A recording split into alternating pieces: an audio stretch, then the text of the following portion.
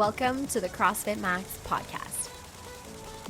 What is going on, team? And thank you for tuning in. All right, we are talking about enjoying less healthier foods and how treating yourself can fit into this healthy lifestyle and healthy balance. So we hope you guys get some good value. We got a little carried away with the banter topic. So if you do want to skip it, which I doubt you want to because half of you guys are here for the banter topic, you can skip over to about the 15-minute mark where we get into today's topic. So we hope you enjoy, and let's get to it. Right, here we go. 3, 2, 1. We in it, folks. To win it. How is everyone doing today? They're better now. They're better now. Good morning. Good morning, afternoon, evening, whatever time you're listening. We appreciate you guys. But we really appreciate the Wednesday morning listeners. Like the 6 a.m. listeners on Wednesdays. Yeah. I want to know what the earliest time people listen to our podcast. I wish that was accessible. 4:31.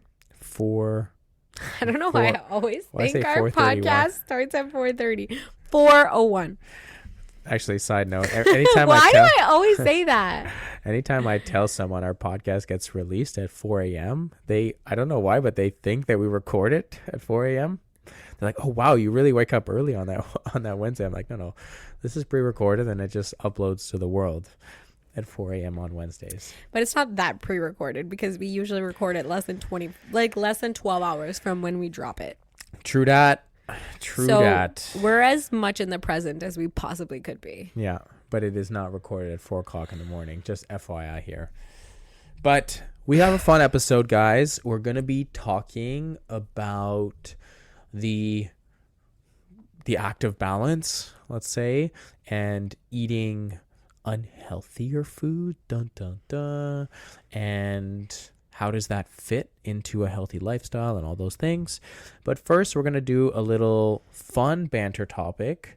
If you didn't listen to last week's episode, I did a blind ranking. Yes. On 15. Was it 15? 15. 15. Fat loss tips. Right. And I blindly ranked them from 1 to 15. Turns out we got to sleep more. Hell yeah. So if you haven't listened to that, go back and listen. It's a good one. But for the banter topic, we have the CrossFit Open starting in less than 10 days from recording this episode. Which is so cool and so exciting. 10 days for me to get my ring muscle up. So what I thought would be what I thought would be fun to blindly rank 10 exercises, CrossFit exercises 10. That Susie has over there that is going to most likely appear in the CrossFit Wait, you're going to blindly rank 10. Okay. Exercises that are most likely going to pop up in the 2026 CrossFit Open. And I hope that you guys are signed up for the Open. In fact, if you want to hear a little bit of a backstory on my Open experience and how we run things at CrossFit Max, on YouTube, I uploaded a recorded community hall that we ran last Friday night. From Zoom? On Zoom, yep. So I just kind of clicked that record button and then just literally uploaded it without any editing at all on YouTube. So that is on our CrossFit Max YouTube page.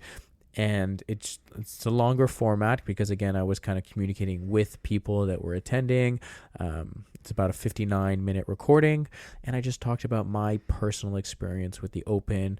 And I think maybe some of you guys could get some value out of it. So if you want, go check it out. All right? Amazing. So, Suze, do you have your list I have my list. 10 Open or 10 extra? I guess you have a list of more than that, but you're going to choose 10 I'm going to choose 10. And I'm going to rank them on most likely. So from most likely to least likely. Most likely would be a 1, least likely would be a 10, and cannot go back once I've given the ranking to one of them. All right? I think this is going to be significantly harder than last week. It's just all going to be like, yes, they're all ones. Yeah, Okay. I feel like. Okay. So let's do it. I got 1 to 10. Here we go. Shoot me up with an exercise, Suze. Shoot me up. Shoot me up with an exercise. Shoot you up. Shoot me up. Let's start with burpee box jump overs. Oh, specific burpee box jump over. I'm gonna give that a. I don't know what other exercise is, but I'm gonna give that a 9. Oh, you don't think it's gonna come? I do not think that we're gonna see burpee box jump overs in the 2026 CrossFit Open. That's disappointing. I love burpee box jump overs. I really love burpee box jump overs as well. And the reason I'm giving it a 9 is because, the burpee is most likely going to pop up in the Open. But the burpee box jump over, it has been in the Open like twice ever. So I wanted to give it a 10, but I'm going to put it a 9 because maybe there might be something else. I didn't know how specific of the movements you were going to get here. Well, but I'm giving this one a 9. Okay, perfect. Moving on to something else. Yeah. Wall ball. Wall ball, I'm going to put at number 2. Okay, this is a movement that is highly likely to pop in the Open. It has been in many of the CrossFit Opens. It's also a lower skill movement in terms of it's a 20-pound ball or a 14-pound ball. It's nothing too heavy. It's accessible. Yeah. And most gyms have wall balls and targets. Beautiful. Double unders. Double unders, I'm going to put as a 3. Almost wanted to put it as a 1, but double unders are almost in every single Open. Guys, if you've been prolonging your double under practice and you tell yourself, all right, the first week of the Open is coming up, I might as well start practicing now. No time like the present, folks. I wish you good luck, but get to work. Let's go. Hurry up. Let's go. Okay, let's go power clean. Specific power clean?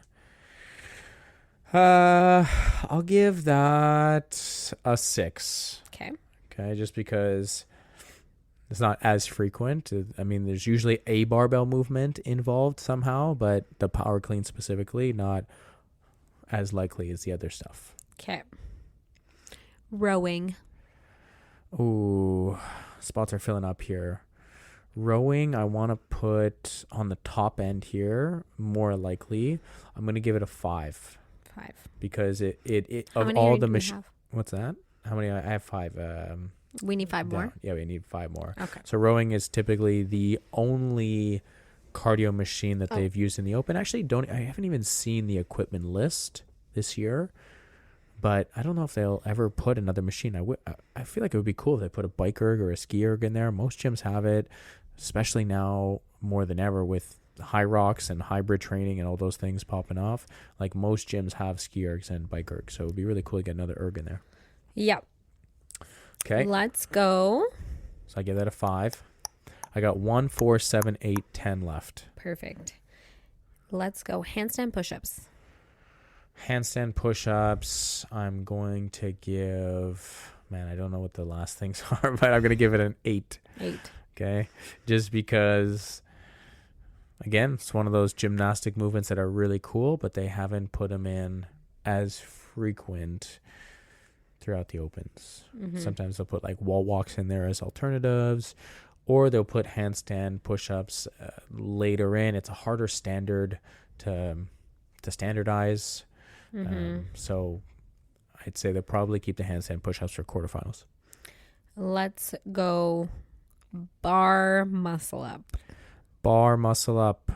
Specifically bar. I I have a hunch that it's going to be a ring muscle up this year. Oh, I know. It's so annoying because I can actually do bar muscle ups this year.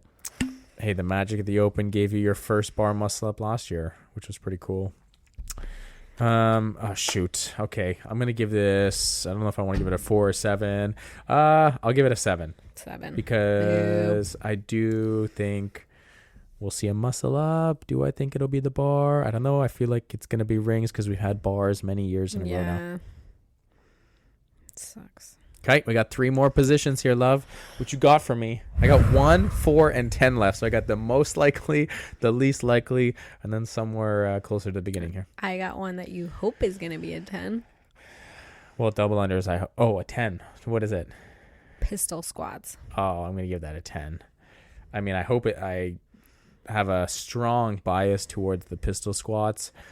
That's a one-legged squat for those who don't know what that is. A pistol squat is where you lean over on one side, lift the other foot off the ground, and squat to one side. I just find it such a brutal movement and so demanding on the joint, the knee joint. So you're just mad because you can't do it. I mean, I could get away with doing maybe one, grind it out. It would be tough. But to do a lot of repetitions in them, I freaking hate this movement. I feel like it's... If that shows up, I'm going to cook you in that workout. Yeah, for sure. For sure. Most people will cook me in this workout. And I just don't think they'll put it in the open. I think I don't think so definitely either. 10. Okay, let's go deadlift. Oh, I don't know what the last movement's going to be, but I haven't decided I'm going to put it at 4. Okay. I got one left. The number one Uno. Most likely, according to Brandon, to end up in the open. Now I'm trying to decide if I embarrass you or not.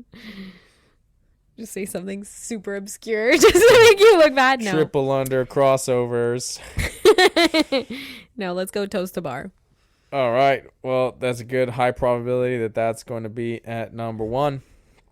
So my ranking is toes to bar number 1 by default, but I also do believe that is very likely that you will see toes to bar in the open.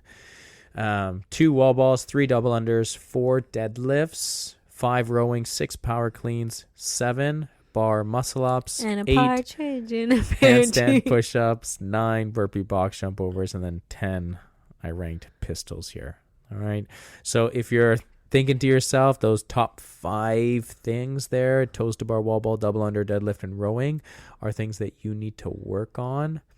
You got a little bit of time. And just a reminder, folks, the Open is a 3-week event, right? So yes, we are like at our gym, we're 10 days away from doing the first Open workout, like 9 days from the release, but 10 days from doing it on our Friday Night Lights. And the Open lasts 21 days, right? So there's still time. So let's say there's no double unders in the first one. Well, awesome. You still have another week to practice that. Or your toes to bar. If there's no toes to bar in the first one, you still have another week that you can practice that movement. Ring muscle up, whatever. So you can accomplish a lot in, let's say, 21 days to get ready for a movement. If it doesn't pop up in the first week or second week, you got a lot of time. And if this not your year to get some of those movements, there are other years. That's the point. Yeah. Hell yeah. So hopefully you guys enjoyed that ranking. Hopefully you guys are feeling pumped about the Open. Freaking 10 days away. Butterflies thinking about it. 10 freaking days from 26.1.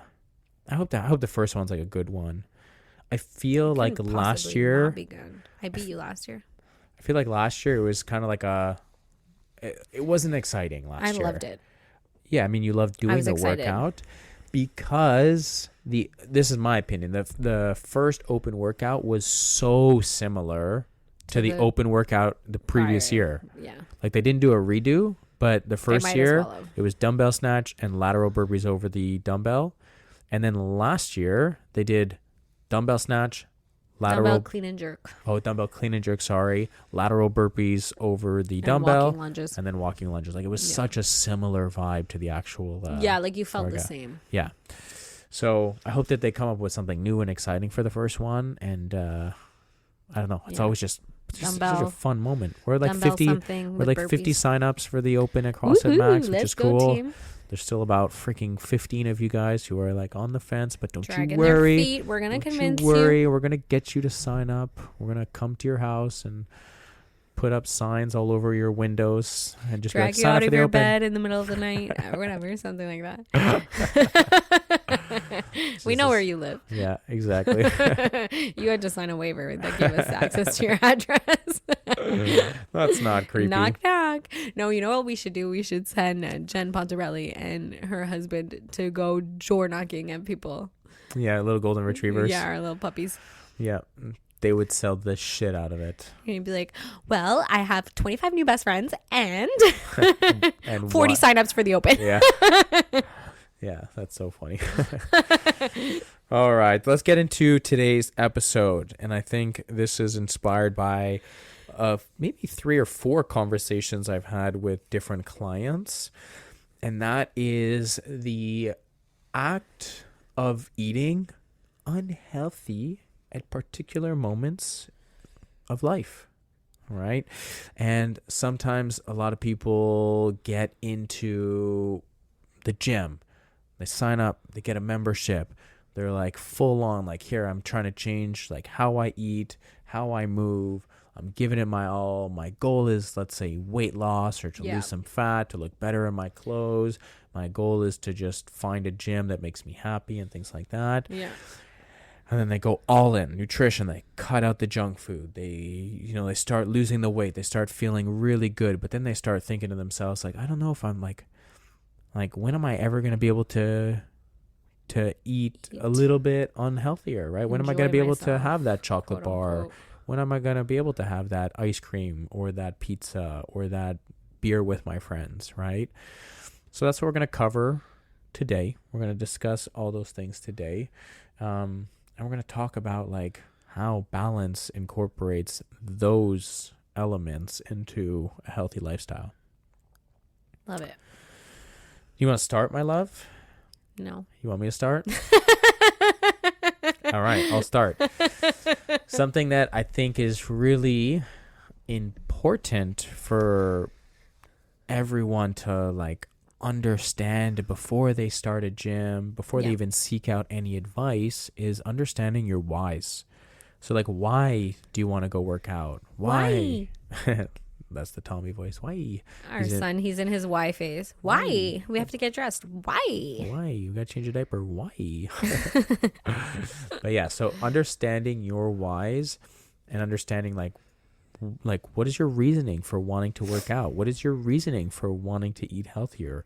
Is that to look better? Is that to feel good in your skin? Is that longevity? Is that maybe independence? Right? A lot of people, like, we talk about longevity, but something that's often not spoke about is being independent and older as well. Like you want to be able to grocery shop in your 70s and 80s and be able to cook for yourself and be able to retire and go on vacation and be able to travel and enjoy yourself, right? Yeah. So you have to really understand your whys as like a starting point for moving forward, right? Yeah. Gotta filter all of your decision making through that why.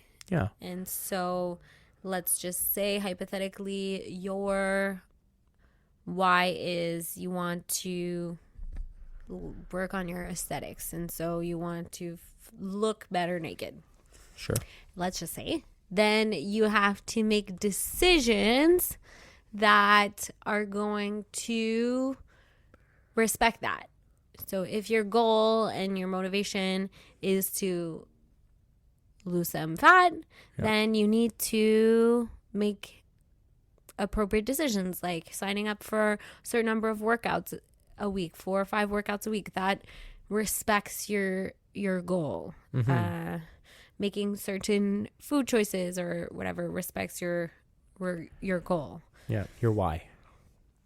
Right? So you can like fall back on that why and understand like, okay, well, my goal is to be, like you said, like to lose weight, right? Because I'm feeling really heavy. I'm feeling really lethargic. Like I have no energy in my day-to-day stuff. Like I just feel yucky, right? And I just want to feel better in my skin.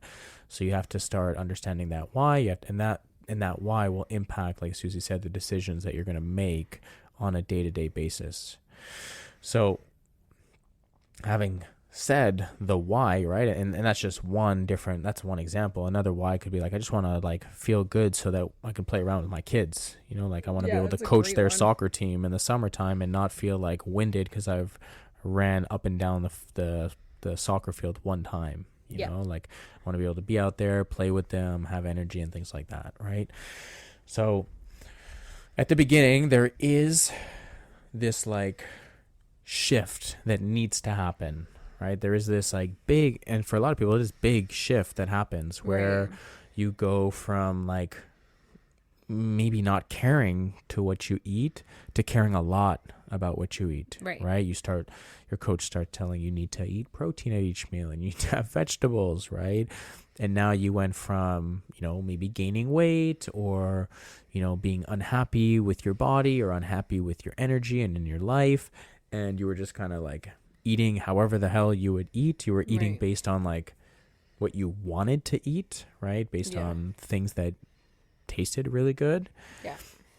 But now you're trying to live this healthier lifestyle where you're actually being mindful of the things that you're putting into your mouth, and you're starting to learn and you're starting to realize like, okay, like maybe I shouldn't on a Wednesday afternoon get McDonald's for lunch, right? Like maybe I should prepare a lunch and bring my own lunch, right? Whether that's making my own turkey sandwich or whether that's making a salad, right? A little chicken salad to go. So there is this like process at the beginning where you're going through this whole maybe identity shift. You're making like huge changes in your life. And then what happens is like you get into this thought where it's like, okay, but I'm never going to be able to eat McDonald's ever again. Yeah, like now I can never eat McDonald's because that's unhealthy. But the reality is that there are so many areas in our week where we can still treat ourselves, right? And at the beginning, it's really, really hard. And when I say like the beginning, I mean really most likely for the first maybe 6 to 12 months, right? For the first 6 to 12 months of like having a lifestyle change, of having that change of starting to like maybe starting your CrossFit journey or just starting that healthy lifestyle, right? Maybe you've been doing CrossFit, but you didn't really care about what you were eating and how you slept and things like that. And now you're like, okay, I've been doing this CrossFit thing and I've been getting dizzy in my workouts. I've been feeling kind of crappy. I feel like I'm not getting the results that I'm putting in. Like I'm working really hard, but now I'm trying to make like this serious change. And I would say for the first 6 to 12 months, it is really challenging. Instead of eating the McDonald's, you are having that chicken salad. And you're like, well, obviously the McDonald's is going to taste better than the chicken salad, right?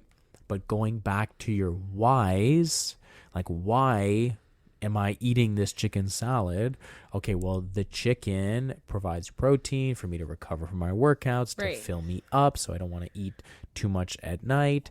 The salad provides loads of nutrients, minerals, and vitamins and fiber to help keep me full, to help, stop me from having middle of the day heartburn. It also gives me tons of energy. Now I'm at work and I'm just like in the zone. I'm sitting at the desk and I'm just like typing away, doing all the forms and things that I have to get done, right? I'm feeling much more like cognitively focused. I'm feeling much more productive. I'm having more energy throughout the day. So you have to like go back to your whys. But that being said, what we like to kind of push for is this not 100% all in on everything you do. Yeah. But this like 80 to 90% we call like balance, right? A balance isn't 50-50, unfortunately, but there are areas that you can treat yourself, right? And we do like to use that word treat rather than cheat, right? So instead of like cheating, like it sounds like bad. It sounds like super bad. Naughty, yeah. It sounds like this really bad thing that you're doing to yourself. Like I'm cheating on myself. I'm cheating on my diet, or I'm cheating on my plan, right? And it's like puts this like really negative connotation on that action that you're doing. Yep.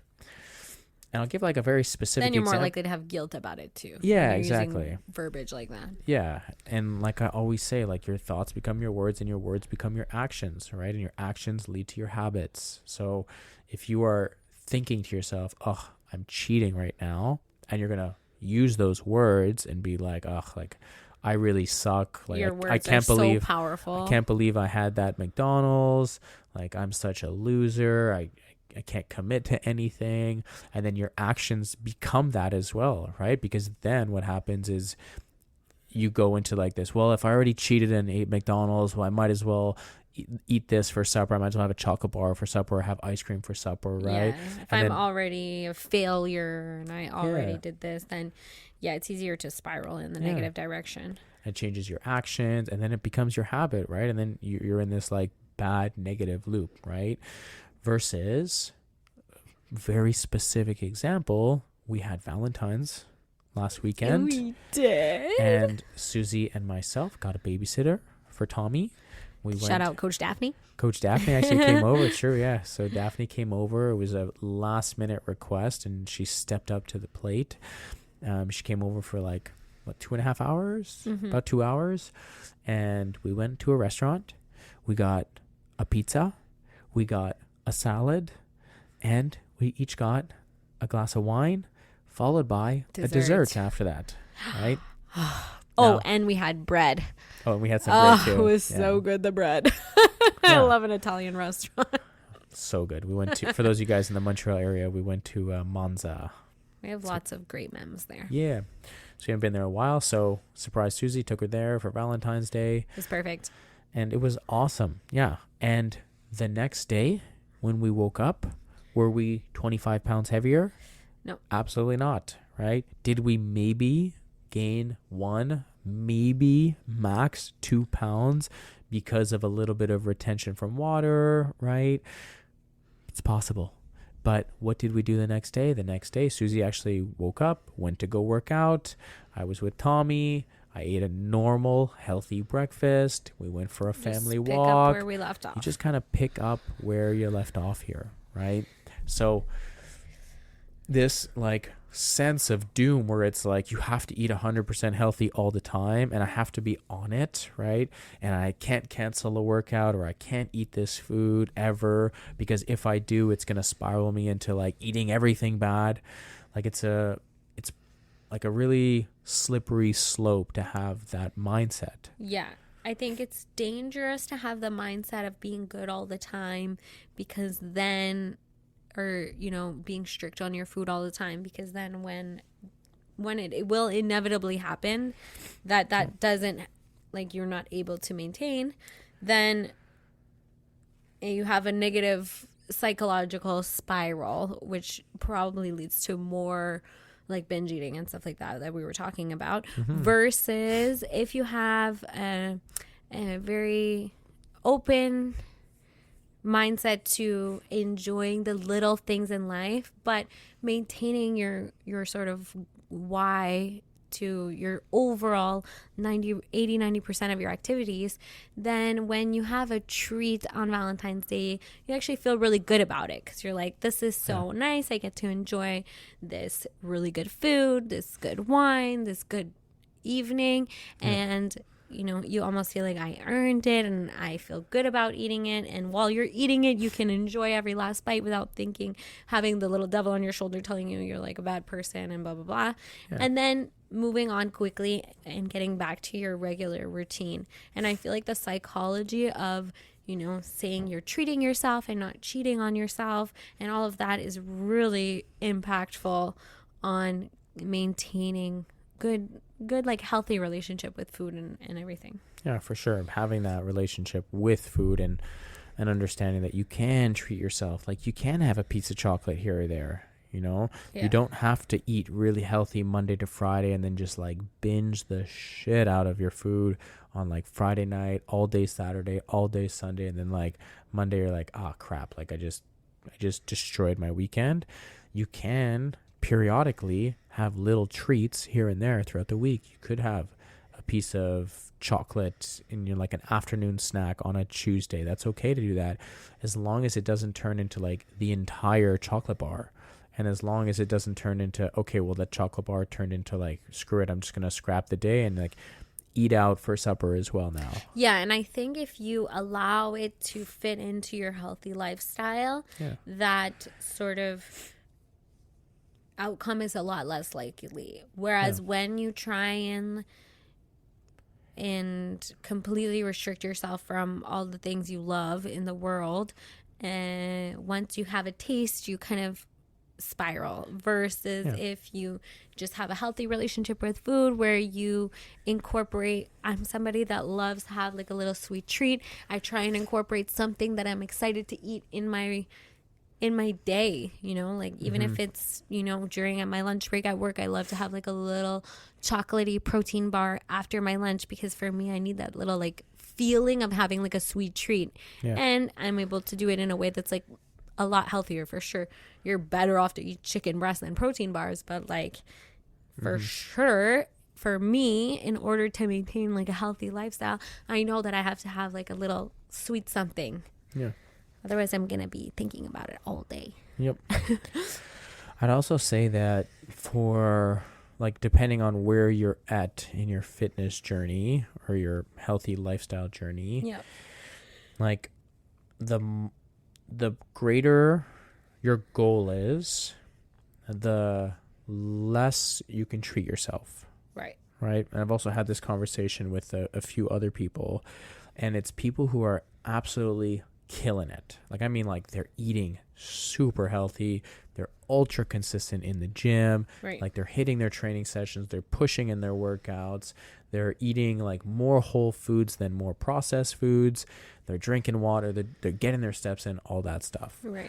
And these are the I was having this conversation with I'll say his name here, Ali, and Ali is like crushing everything, right? Like his healthy lifestyle, he's on it.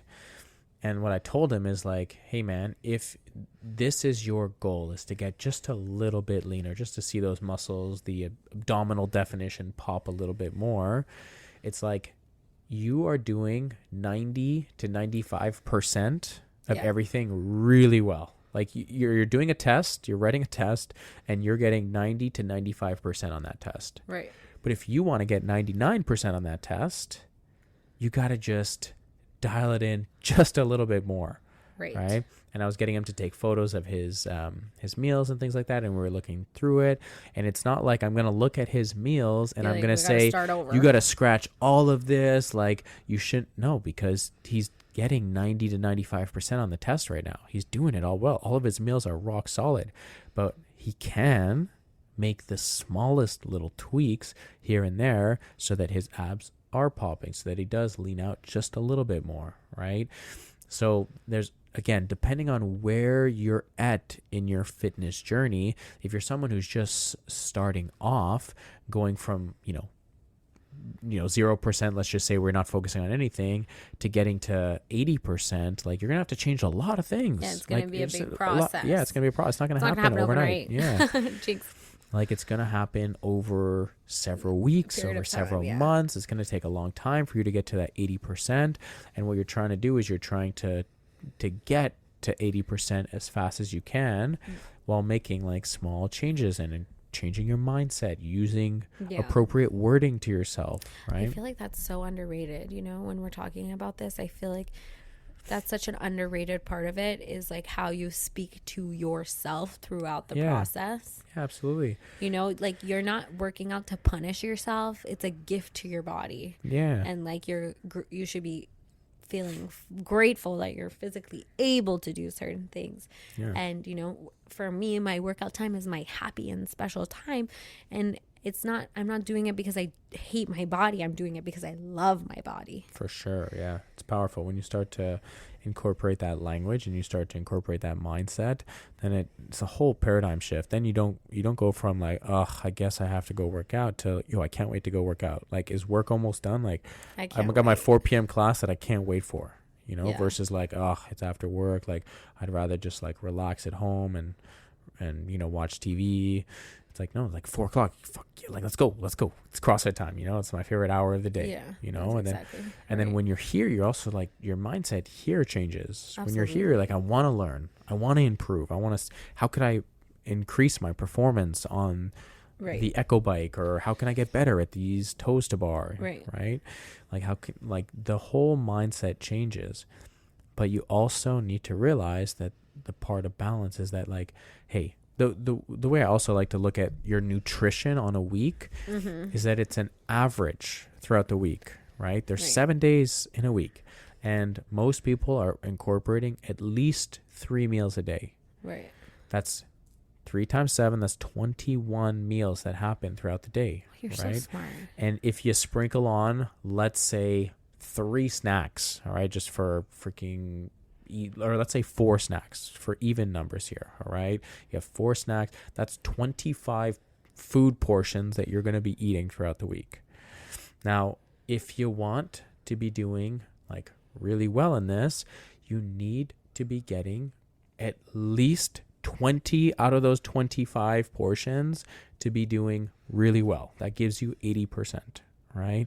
So that gives you 5 areas that you can kind of treat yourself.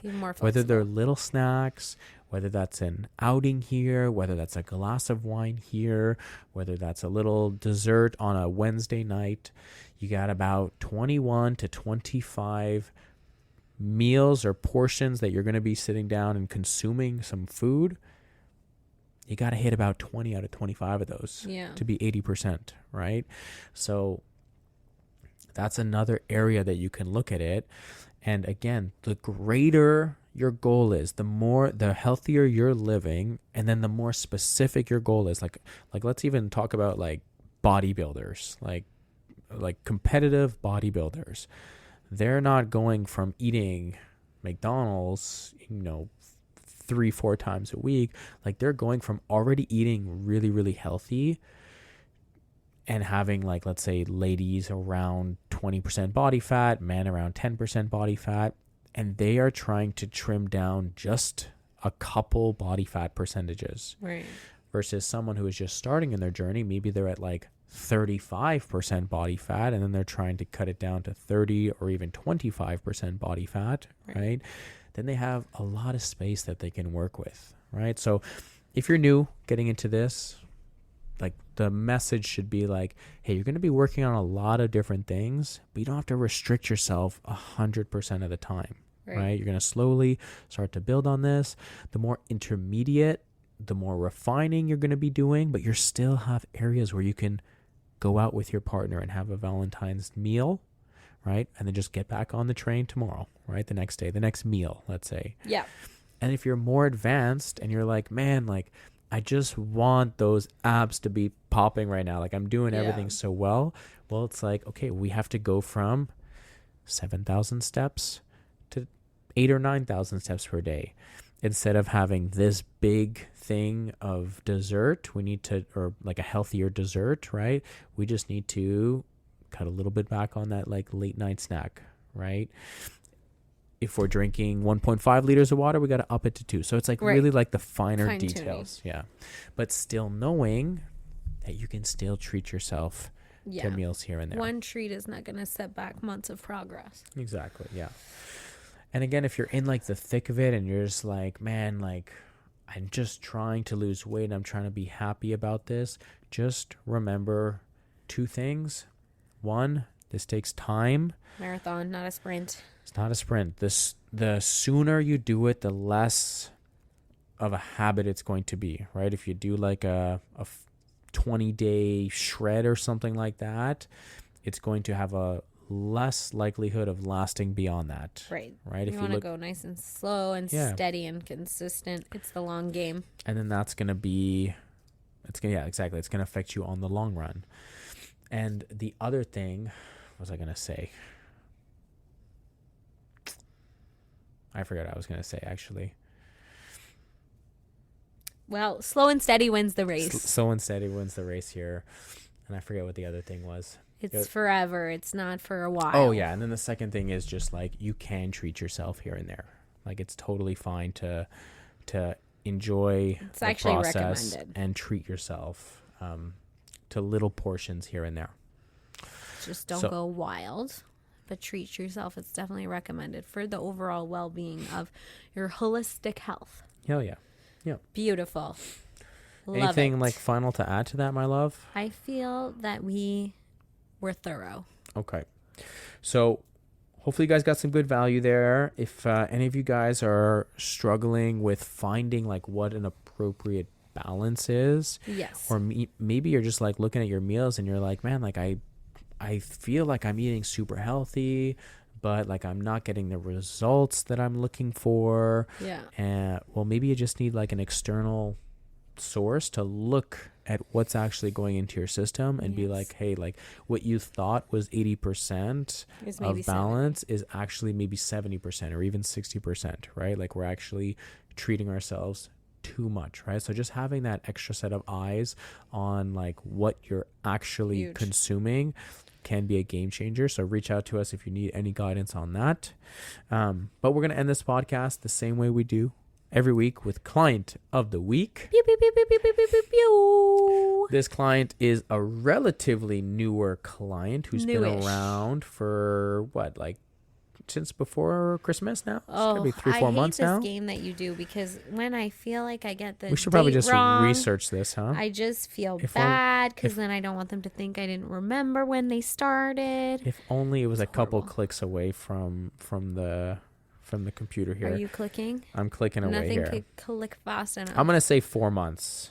Oh, I was wrong. This client has been a client for 2 months and 13 days. Wow, but it feels like 4. Feels like 4. This client has come in with a great attitude. She's killing it. Wanting to improve on the daily basis. She's quiet and innocent, but you can tell that internally she's hungry to learn. Absolutely. And when it's 3, 2, 1, go, you know, you can tell she locks in. She's in the zone. She's pushing hard. She's getting uncomfortable. She's also like very, very friendly as well. And I love her. I've really appreciated her being a part of our community. And that wonderful client is Karolina. Yay, Karolina. So thank you, Karolina, for being such an awesome client at the gym. Keep up the good work. I think Susie just locked in her membership for 12 months. Hell yeah. I think Susie had a fun story. We were squatting together last week. Yeah. And, you know, she's early in her CrossFit experience. 2 months and 13 days. I'm not as early. I've been here since day one.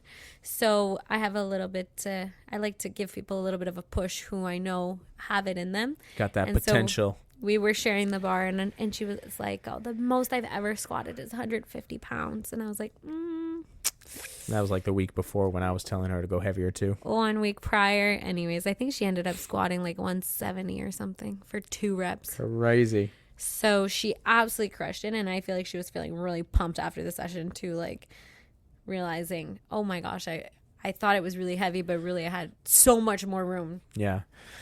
She's just like any new client, like we've said time and time again. When we start athletes, everyone starts here at different journeys, different fitness levels. Right. Carolina came in from another gym that she had been training at for X amount of time. It closed down, so she's here now. Thank you. And we started her slow, but I could see like, hey, she's learning she's already pretty good at squats. She gets full range of motion when she squats, just a couple little tweaks here and there over a few weeks. I honestly think it might have been the week before you squatted with her, maybe even a couple weeks before that. She was partnered up with Laurie on the squats, and I was coaching them at a 4 p.m. And like Laurie was like, yo, this girl has so much potential. Like, and I kept telling her, I was like, hey, like we've spent now a few weeks working on your squat mechanics, your range of motion is good, your bracing, wheels, like let's go a little bit heavier than 75 pounds on the bar. And then she went up to 95, 105, like 125, and she had that blue plate on each side, and I was like, hey, like keep it going, and then boom. Look at that, 170. One session with Susie in. That's taken care of. That's it.